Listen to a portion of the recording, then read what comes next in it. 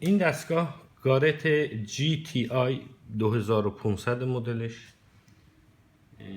ارزم به خدمتتون برای روشن کردن با، البته قبل از این بگم این دتکتور با 3 تا سری، یک سری بزرگ، متوسط، یک سری کوچیک و یک سری بزرگتر فروخته میشه. طرز استفاده این دستگاه رو دکمه پاور رو میگیریم، نگه میداریم تا دستگاه روشن بشه. دستگاه روشن شد، دکمه دوم روش نوشته اول متال رو فشار بدیم. در این حالت به هر فلزی که دستگاه رو روش بگیریم واکنش نشون میده.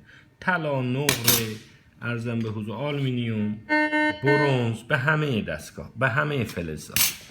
برای این که بخوایم واسه فلز خاصی چیز بکنه، واکنش نشون بده و بوق بزنه، ما دکمه اینجا دیسکریمنت رو فشار میدیم، میاد روی این.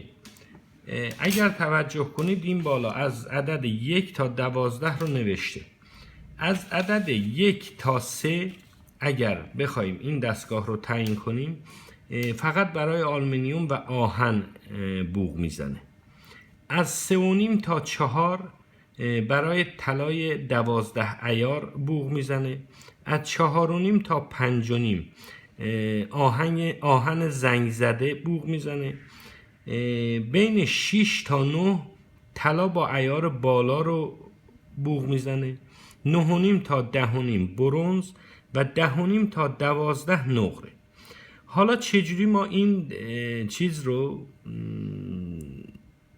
در حقیقت دستگاه رو تنظیم بکنیم که برای یک چیز خاصی بوق بزنه؟ اگر توجه کرده باشید مربع‌های سیاه بالا که هستن این رو طوری مثلا ما چیز کردیم که از 1 تا 3.5 رو ورداشتیم. این مربع‌های سیاه در حقیقت نیستن بالا این 1 2 3، یعنی واسه آلومینیوم و آهن بوق نزنه.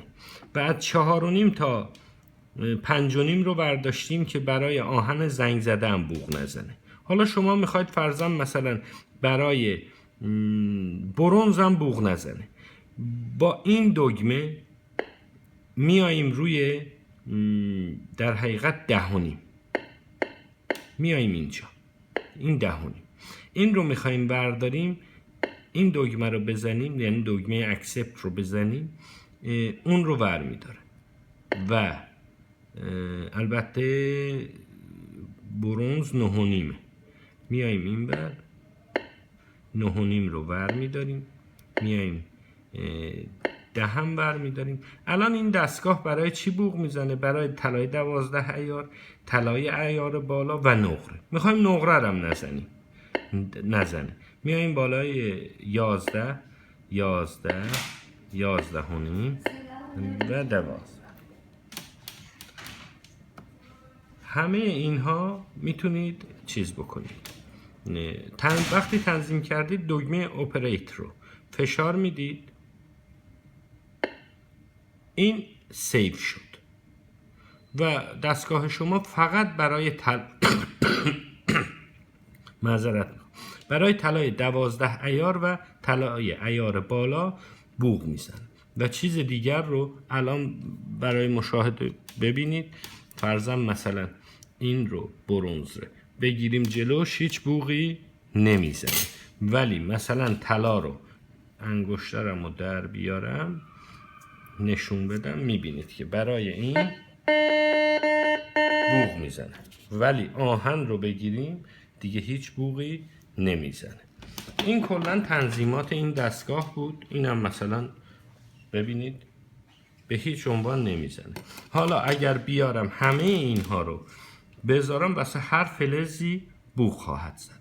حالا میخواید چیکار کنید؟ میخواید این تنظیماتتون رو پاک کنید، اشتباه شد، تنظیمات دیگه ای بدید. اگر دکمه پاور رو بگیرید و نگه دارید تا موقعی که نگاه کنید 2 تا بوق زد.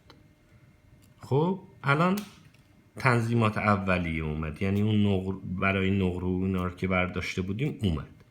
این کل کار این دستگاهه. مرسی، تشکر.